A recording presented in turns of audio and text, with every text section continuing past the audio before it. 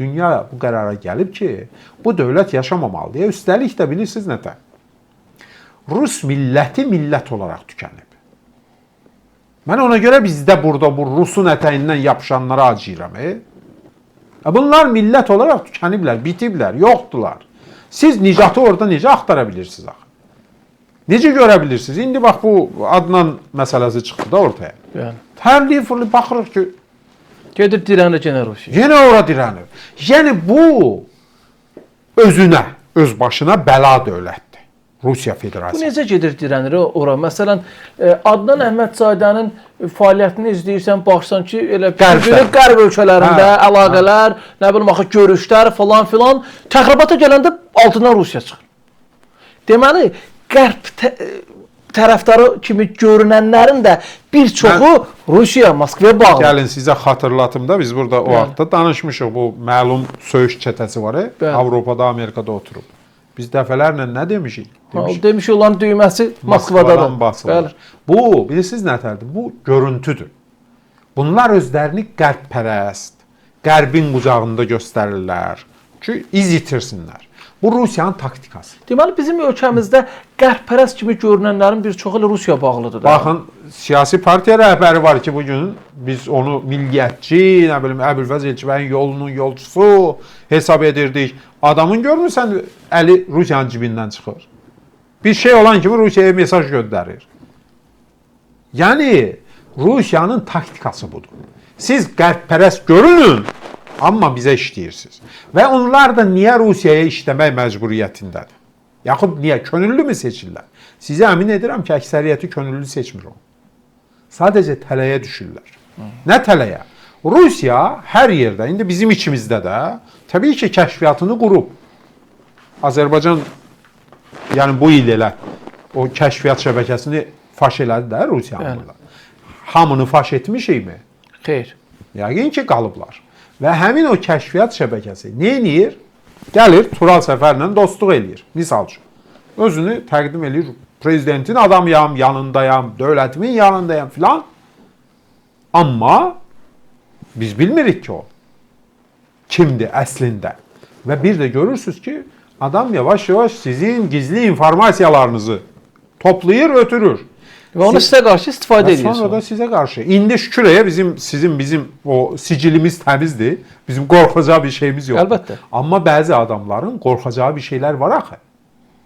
Ailə ilə bağlı, qadın məsələsi olur, nə bilim, rüşvət məsələsi olur, oğurluq məsələsi olur, qaçaqmalçılıq məsələsi olur, nə bilim, narkotik filan, pis vərdişlər məsələsi olur. Bütün bunları Rusiya hamısını yığır özünün informasiya bazasına, saxlayır əlinin altında. Vaxtı çatanda adama deyir ki, gəl bura, otur burada, mənim dediklərimi elə. Biz bəzən...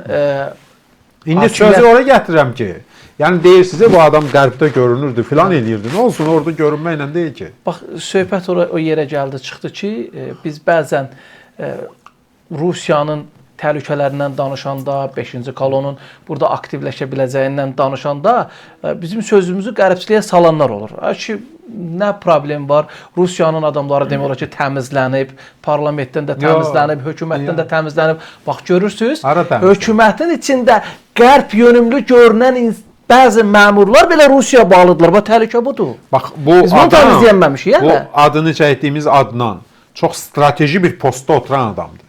Azərbaycan neftinin başında. Təkdir mi? Xeyr. Tək deyil. Onun əlbir olduğu məmur varmı? Şəbəkə var. Şəbəkə var. Deməli, bu şəbəkə də Rusiya bağlıdır. Şəbəkə. Deməli, hələ də Rusiya təhlükəsi aradan qalxmayıb. Məsələ də ondadır ki, o şəbəkəni mənə elə gəlir ki, dövlət bu prosesdən istifadə edib təmizləməlidir. Çünki mən əminəm ki, təmizləyəcək. Çünki bunlar indi ola bilər ki, biraz belə sakitcə soğuşdurmağa çalışsınlar, amma bilin ki, yenə də fürsət düşüncə zərbə vuracaqlar. Amerikada, nə bilim, Londonda, nə bilim, Parisdə, Avropanın hansısa bir ölkəsində təhsil alıb qərb yönümlü görünməklə deyil ki, onların bir çoxunun ipi Moskvanın əlindədir. Və dediyiniz kimi, onlar elə təliyə, elə oxuduqları Amerikada düşüblər, Rusiyanın tələsinə. Mən sizə bir şey deyim də, bu Amerikada, qərbdə təhsil almaq məsələsi, mən də indi biraz o qısa müddətli də olsa Kanadada oxumuşam da. Bəli. Bunu mən o qədər də reklam etmirdim uzun müddət. Ya olub da getmişəm, oxumuşam, gəlmişəm bu öz yerində. Amma sonra bəlli oldu ki, bu nə bilim Harvardda oxuyubmuş, kimsə Oxfordda oxuyubmuş, həm Amerikada oxuyub, İngiltərədə oxuyub deyə dedikləri, sən demə mənim kimi o kurslara gediblər hardasa. Adını qoyurlar ki, Qərbdə təhsil alın. Onları eşidəndən sonra mən də başladım deməyə ki, mən də oxumuşam axı. Hələ 99-cu ildə Kanadada. O kursları bitirənləri də bizim gözümüzə elə soxurlar ki. Hə. Yəni biz bu susuru. Qərbdə təhsil alıb, bu bilirsiniz, bu əjdaha kadrdır və s. və elə. Bəsdir. İndi sözümün canı nədir? Məsələ də ondadır ki, o Qərbdə təhsil aldığını gözümüzə soxduqları adamlar. Amma rus dilindən əl çəkmirlər, nəsirdirsən. O da maraqlıdır. Bu gedirsən qurumlara, dövlət qurumunda, adam rusca danışır hər kəslə. Deyirlər bu qərb təhsillidir. Deyirəm axı nətər olur bu qərb təhsilli?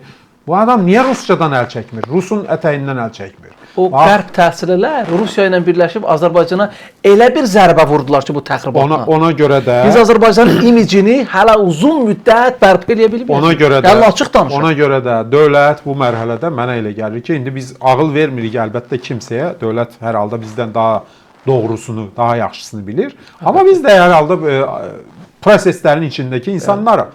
Yəni dövlət həqiqətən də bu məsələlərin üstünə sərt getməlidir. Çünki Azərbaycanın içində azacıq da olsa bizim zəif yerimiz qalsa, Axilles tabanımız. Oradan vuracaqlar bizi. Doğru. Və kim vuracaq birinci növbədə? Rusiya vuracaq. Moskva vuracaq.